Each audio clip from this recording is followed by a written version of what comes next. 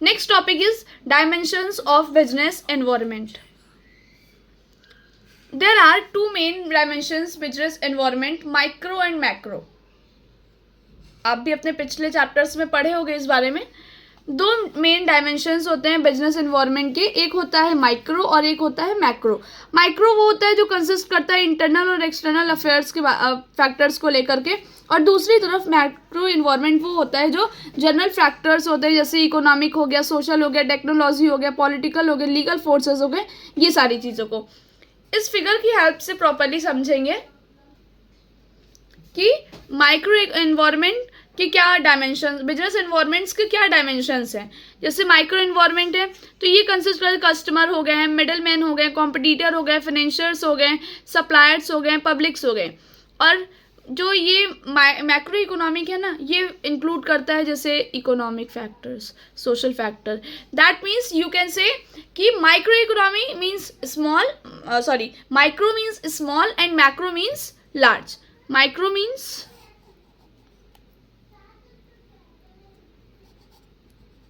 small and macro means large. Okay, अब इसमें detail में सारी चीज़ें पढ़ेंगे कि इसके मिशन ऑब्जेक्टिव्स क्या होते हैं, कॉर्पोरेट इमेज क्या है, इसका पावर स्ट्रक्चर क्या है, टॉप मैनेजमेंट, कंपनी रिसोर्सेज, ये सब चीज़ के बारे में पढ़ते हैं. माइक्रो एनवायरनमेंट रेफर करता है वो सारे एक्सटर्नल, इंटरनल और एक्सटर्नल फैक्टर्स को जो कि एक्सरसाइज को डायरेक्ट इन्फ्लुएंस करते हैं, जो वर्किंग और उसके परफॉर्मेंस है किसी भी इंडिविजुअल बिजनेस के. जैसे मैंने बताया माइक्रो मतलब स्मॉल, तो आप ये अपने मन में इमेजिन करके चलोगे कि कोई एक इंडिविजुअल है जो अपना बिजनेस ऑर्गेनाइजेशन चला रहा है. ठीक है, बहुत बड़े लेवल पे नहीं है, नॉर्मल स्मॉल लेवल पर है. ओके, सो बोल रहे हैं कि micro environment is known as a direct section environment और टास्क एनवायरनमेंट. माइक्रो एनवायरनमेंट में भी classified into two broad categories. जैसे कि माइक्रो एनवायरनमेंट है तो वो एक इंटरनल में डिवाइड, एक इंटरनल फैक्टर्स होते हैं, एक एक्सटर्नल फैक्टर्स होते हैं. ये कॉम्पोनेंट्स होते हैं माइक्रो एनवायरनमेंट के. इंटरनल फैक्टर्स के बारे में जानते हैं. इंटरनल एनवायरनमेंट आपने सुना होगा, बिजनेस एनवायरनमेंट दो तरह का होता है, एक इंटरनल एनवायरनमेंट होता है, एक एक्सटर्नल एनवायरनमेंट होता है.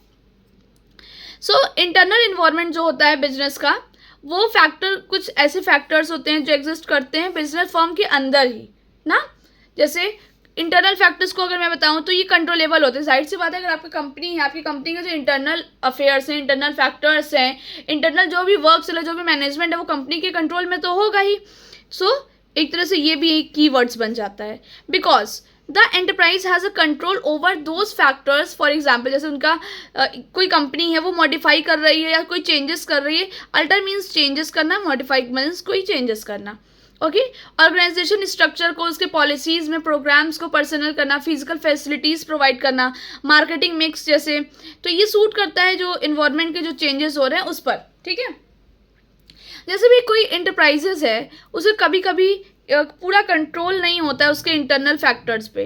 ठीक है, सो इंटरनल एनवायरनमेंट इम्पार्ट होता है स्ट्रेंथ का एंड कॉजेज वीकनेस. कभी कभी होता है जिनका नहीं प्रॉपरली कंट्रोल ओवर हो पाता है, और कोई कोई का रहता है कंट्रोल होता है. जिसका कंट्रोल नहीं हो पाता उसके लिए वीकनेस का कारण बनता है, और जिसका वो प्रॉपरली कंट्रोल करके अपने मैनेजमेंट को रखता है, इंटरनल मैनेजमेंट को, तो उसका स्ट्रेंथ का वर्क करता है. स्ट्रेंथ एक तरह की इनहेरेंट कैपेबिलिटी है किसी भी एंटरप्राइजेस की, जो कि वो यूज़ करके अपने जो स्ट्रैटेजी बनाया है तो उसकी स्ट्रैटेजी वाइज अपने एडवांटेज को वो गेन कर सकता है अपने कॉम्पिटिटर्स पर. On the other hand, weakness का मतलब होता है इनहेरेंट लिमिटेशन, मतलब कुछ प्रॉब्लम्स आती हैं, कुछ रुकावट आती है एंटरप्राइजेस का, जो कि क्रिएट करता है जो स्ट्रैटेजी बनाई गई है उसका डिसएडवांटेज. ओके, कॉर्पोरेट कल्चर क्या होता है? कॉर्पोरेट कल्चर मतलब वैल्यूज, बिलीव, एटीट्यूड्स फाउंडर्स का, टॉप मैनेजमेंट का, कि कंपनी जो एक्सरसाइज करता है स्ट्रॉन्ग इन्फ्लुएंस कंपनी पर, कि क्या कंपनी किस लिए कंपनी स्टैंड है, कैसे वो चीज़ों को मेंटेन करती है, वो क्या क्या इंपॉर्टेंट चीज़ों को कंसीडर करती है.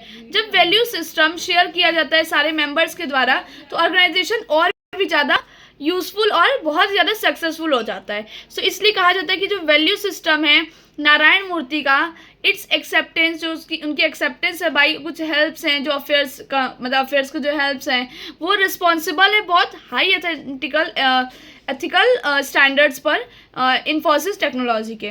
उसी तरह देखा जाए तो स्ट्रॉन्ग कल्चर है, कंट्रीब्यूट करता है सक्सेस को Wipro corporation and Tata steel, formulate इसको। Okay, next mission and objective क्या है इसका?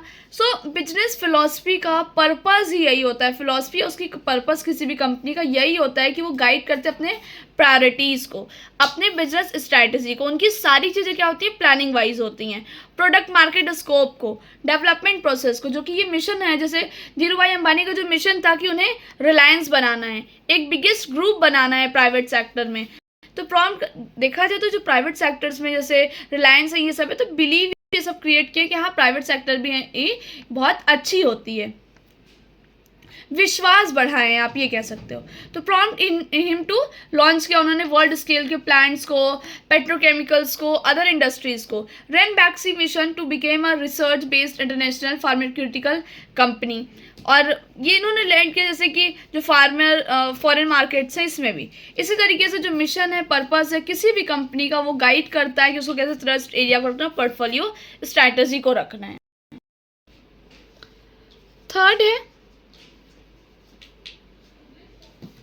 Top management structure. Top management structure means board of directors के कुछ कंपोजिशन होते हैं, प्रोफेशनलाइजेशन की, मैनेजमेंट की प्रोफेशनलाइजेशन जो डिग्री होती है, और जो ऑर्गेनाइजेशनल स्ट्रक्चर होते हैं किसी भी कंपनी का, ये इंपॉर्टेंट बियरिंग होता है अपने बिजनेस डिसीजंस पर, हाईली क्वालिफाइड हो। और नहीं, जैसे सेट बोर्ड ऑफ डायरेक्टर्स जो होते हैं वो सेट करते हैं डायरेक्शंस को, मॉनिटर करते हैं। सो ये कीवर्ड्स कहला सकता है।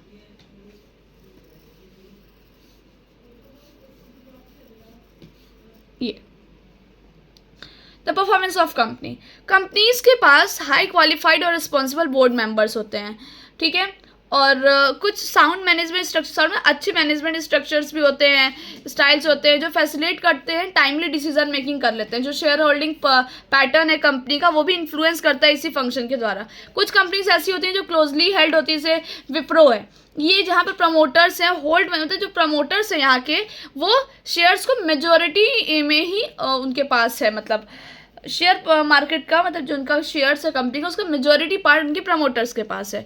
वाइडली देखा जाए तो हेल्ड कंपनी से टाटा स्टील है, ये प्रमोटर्स जो होल्ड करते हैं माइनर, मतलब कम शेयर्स को रखते हैं। नॉमिनीज है फाइनेंशियल इंस्टीट्यूशंस के, वो भी एक्सरसाइज करते हैं, मतलब वो भी ये करते हैं कि कंट्रोल ओवर रखते हैं डिसीजन मेकिंग पर।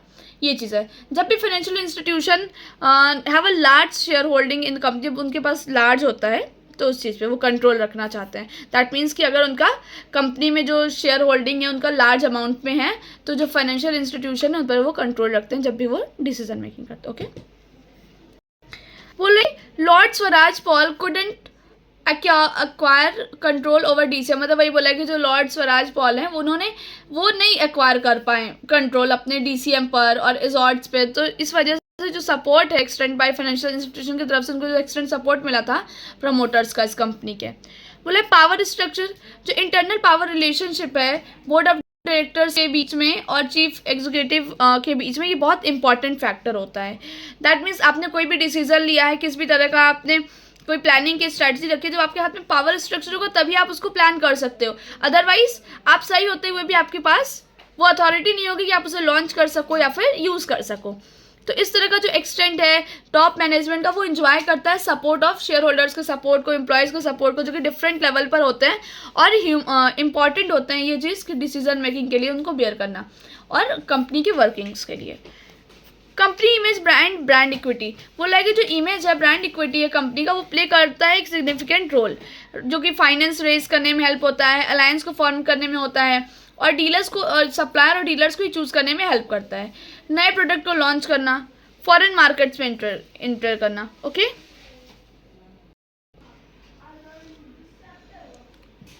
Okay, so next human and other resources, जैसे कॉम्पिटेंस है, मॉरल है, मोटिवेशन है एम्प्लॉयज़ का, वो एक वाइटल रोल प्ले करता है किसी भी फर्म के सक्सेस के लिए। टाटा स्टील कुडंट ईजिली नहीं कैरी आउट कर सकता था इतना बड़ा मॉडर्नाइजेशन और रिस्ट्रक्चरिंग अपने बिजनेस को, है ना, लार्ज स्केल। इसलिए कुछ कंपनीज को फेस करना पड़ता है कुछ डिफ़िकल्टीज़ को, जो कि कैरी करना, अगर वो कैरी कर रहे हैं इतना बड़ा प्रोग्राम को, उनके पास एक स्ट्रॉन्ग रेसिस्टेंस होना चाहिए एम्प्लॉयज़ की तरफ से, उनके यूनियंस की तरफ से। Okay, so financial position and capital structure, एक डिस्ट्रीब्यूशन सिस्टम हो गया, और मार्केटिंग कॉम्पिटेंस हो गए, आरडी हो गया, टेक्नोलॉजी कैपेबिलिटी हो गई, फिजिकल एसेट्स कंपनी के जो होंगे, फैसिलिटीज़ होंगी प्रोडक्शन कैपेसिटी की या टेक्नोलॉजी की, ये सब और अदर रिसोर्सेज होते हैं जो कि इन्फ्लुएंस करते हैं कंपनी के सक्सेस को भी और उसके कॉम्पिटिशन को भी। ओके, एक्सटर्नल फैक्टर्स क्या होते हैं? एक्सटर्नल फैक्टर्स होते हैं, और जो फोर्सेस, या तो फोर्सेस बोले उन्हें, वो रेफर करता है किसी इंडिविजुअल के ग्रुप या एजेंसीज को जो कि पर्टिकुलर उस बिजनेस को, ऑर्गेनाइजेशन को आती हैं और डायरेक्टली फ्रिक्वेंट कांटेक्ट करती हैं उसके फंक्शंस के समय पे।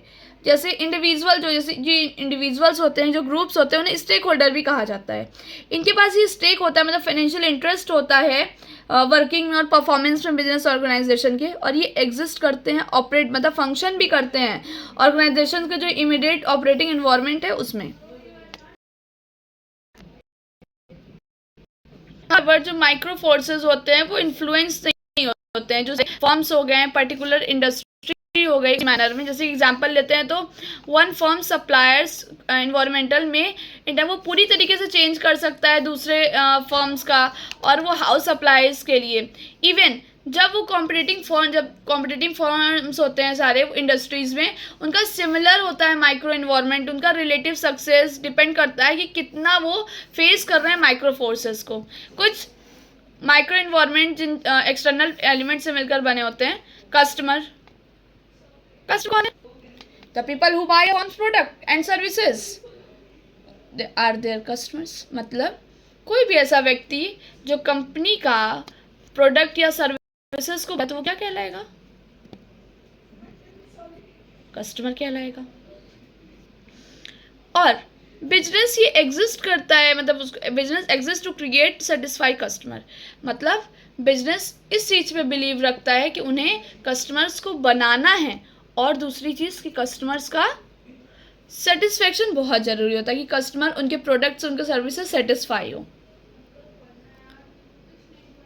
अ फर्म में have a different type of customers, बोला है कि कोई भी फर्म होता है उसके कई तरह के कस्टमर्स हो सकते हैं, जैसे इंडिविजुअल हो गए, हाउस होल्ड हो गए, गवर्नमेंट डिपार्टमेंट्स हो गए, कमर्शियल एस्टेब्लिशमेंट्स हो गए।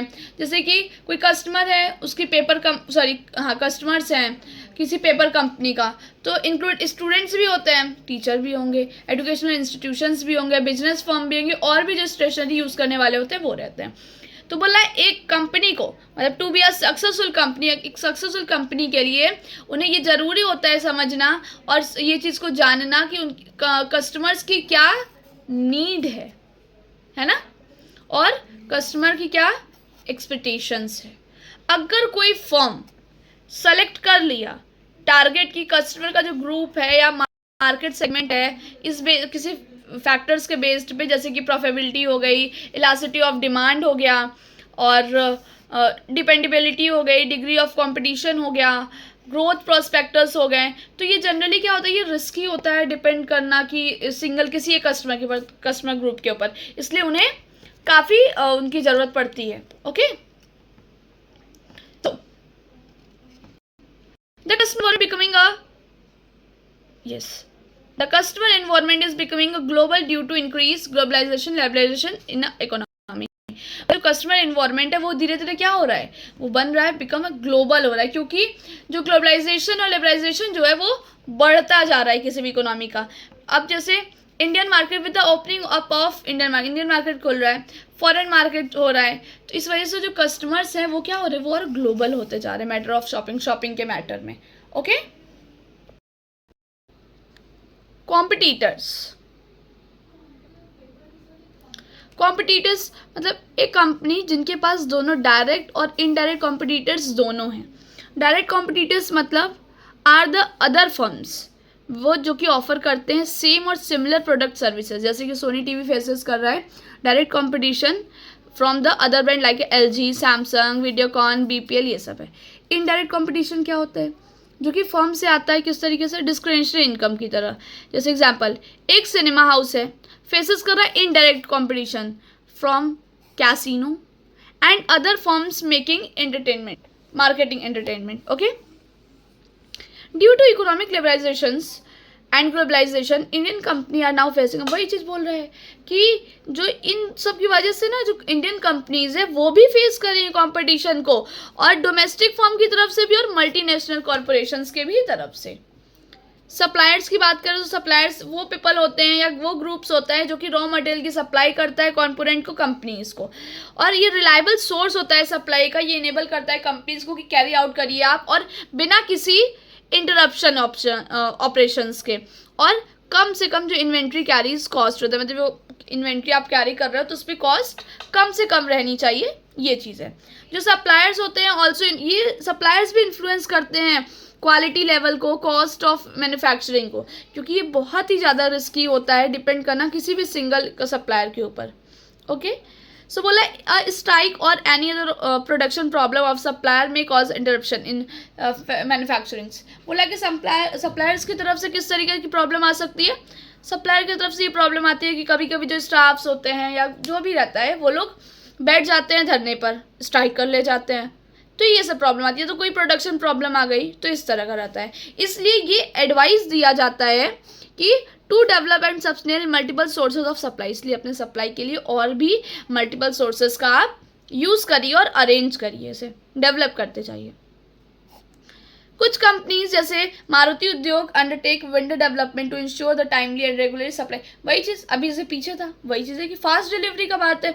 मारुति उद्योग का मेन जो एजेंडा होती है फास्ट डिलीवरी, ये चीज़ ठीक है, जो कि इंश्योर कर देता है टाइम और रेगुलर सप्लाई करता है मटेरियल और पार्ट्स का। मार्केटिंग इंटरमीडियरीज, मिडल मैन, कुछ मार्केटिंग इंटरमीडियरीज ऐसे होते हैं जो हेल्प करते हैं कंपनीज को प्रमोट करने में, सेल करने में, डिस्ट्रीब्यूट करने में प्रोडक्ट्स को कंज्यूमर तक। Middle man like agent, wholesaler, retailer, इस तरह के रहते हैं। Serves as a link between company और उसके कस्टमर के बीच में कैसे ये सब लिंक बने रहते हैं, जो कि जैसे मिडिल मैन के रूप में एजेंट हो गए, होलसेलर हो गए, रिटेलर हो गए, ये सब रहते हैं। Transportation firm and warehouse assist करता है फिजिकल डिस्ट्रीब्यूशन को किसी भी प्रोडक्ट के। Advertising agency, marketing research agency हो गए, इंश्योरेंस कंपनीज हो गई, ये और भी टाइप्स ऑफ मार्केटिंग इंटरमीडियरीज होते हैं जो कि हेल्प करते हैं कंपनी इसको करने, मतलब और भी जो स्ट्रक्चर्स होते हैं, केवल सेल करना और परचेस करना, प्रोडक्शन करना ही नहीं पार्ट होता है, और भी बहुत सारे फीचर्स होते हैं, बहुत सारे फैक्टर्स होते हैं जिसको कंसीडर करना पड़ता है अपने बिजनेस को, अपने सेल्स को प्रमोट करने के लिए। Okay, country wide retail distribution network has a contributed significantly to the success of companies like, वही चीज़ बोल रहा है, कंट्री वाइड रिटेल डिस्ट्रीब्यूशन जो होते हैं उनका नेटवर्क जो होता है वो कंट्रीब्यूट करते हैं और भी बेहतर तरीके से कंपनी के सक्सेस के लिए, जैसे Hindustan Unilever and Dabur India. Okay, अब आता है बात फाइनेंसर्स की।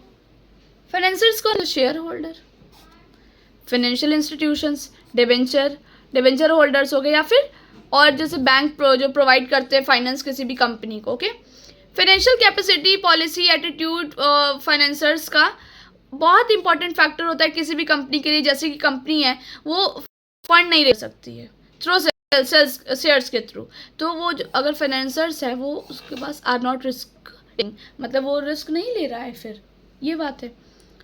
6 पब्लिक्स, बोले पब्लिक जो इंक्लूड करता है वो सारे ग्रुप्स को जो कि एक्चुअल में पोटेंशियल होते हैं कंपनी के, जो इंटरेस्ट हो गए और जो इन्फ्लुएंस करता है कंपनी की एबिलिटी को कि वो अचीव कर सकते हैं अपने ऑब्जेक्ट को, जैसे मीडिया ग्रुप्स है, इन्वायरमेंटलिस्ट है, नॉन गवर्नमेंट ऑर्गेनाइजेशन मतलब NGOs जो हो गए, और या फिर जो लोकल कम्युनिटी होती है, ये सब एग्जाम्पल्स होते हैं पब्लिक के, ये सब के। अब जैसे कि जो पब्लिक्स हैं उनके पास दोनों ही इम्पैक्ट होता है बिजनेस फर्म पर, मतलब वो दोनों ही इम्पैक्ट करते हैं बिजनेस फर्म पर, वो पॉजिटिव इम्पैक्ट भी डाल सकते हैं और निगेटिव इम्पैक्ट भी डाल सकते हैं। इसलिए एग्जांपल के लिए समझते हैं कि जो मीडिया ग्रुप है वो यूज़ करती है डिस्क्रिमिनेट का यूजफुल इंफॉर्मेशन के लिए। जैसे कंपनी है ना, वो कंपनी कोऑपरेट कर रही है अपने लोकल पीपल के साथ, लोकल लोगों के साथ, और इम्प्रूव कर रही है अपने इमेज को, साथ ही साथ वो प्रोवाइड कर रही है कुछ ऐसे बेनिफिट्स उन लोगों को। ओके, निगेटिव साइड देखा जाए, लोकल कम्युनिटी है वो कंसर्न करेंगे पब्लिक हेल्थ के लिए, और वो फोर्स करेंगे कंपनी को कि सस्पेंड करें आप ऑपरेशंस को, टू टेक पॉल्यूशन कंट्रोल को मेजर करना, तो ये सब चीज़ें रहेंगी। नॉन गवर्नमेंट ऑर्गेनाइजेशन है वो ऑफन ऑर्गेनाइज करते हैं, प्रोटेस्ट करते हैं इन फर्म्स का, जो कि सब्जेक्ट करते हैं कि गिल्ट हो गया फॉर चाइल्ड लेबर, क्रुएंटली अगेंस्ट करते हैं एनिमल्स के, एंड डैमेज टू नेचर, यही सब चीज़ें हैं। For example one side of leading companies in India बोल रहा है कि फॉर एग्जाम्पल के लिए लेते हैं कि एक कोई लीडिंग कंपनीज में से भी एक लेते हैं भारत में, वो अटैक किया मीडिया के द्वारा, उनके ऊपर अटैक हुआ मीडिया के द्वारा कि उन्होंने writing advertisements on rocks and near a famous hill stations पर, मतलब कि हिल स्टेशंस है वहाँ पर जो फेमस हिल स्टेशंस है उस पर उन्होंने रॉक पर, पत्थर चट्टानों पर अपना एडवर्टाइजमेंट किया लिख करके। तो ये इस तरह की जो एक्टिविटीज़ होती हैं publics are tarnish the image of business के इमेज को लॉस करती हैं। जैसे कि आप समझिए अगर आप कोई पोस्टर है, आप बैनर बनवा रहे हो प्रॉपरली, वो ज़्यादा बेहतर है कि आप किसी दीवार पे पेंटिंग करवा करके लिखवा रहे हो। So that will show the class of business, किस लेवल का आपका बिजनेस है। ओके यहाँ तक तो था माइक्रो एनवायरनमेंट का। मैक्रो एनवायरनमेंट के लिए अगर आपको डिटेल वीडियो चाहिए तो आप कमेंट सेक्शन में कमेंट करके बताइए। अगर आपको नेक्स्ट वीडियो चाहिए होगी तो we will provide you. Thank you for following Eduvera Learning Hub for your expand knowledge.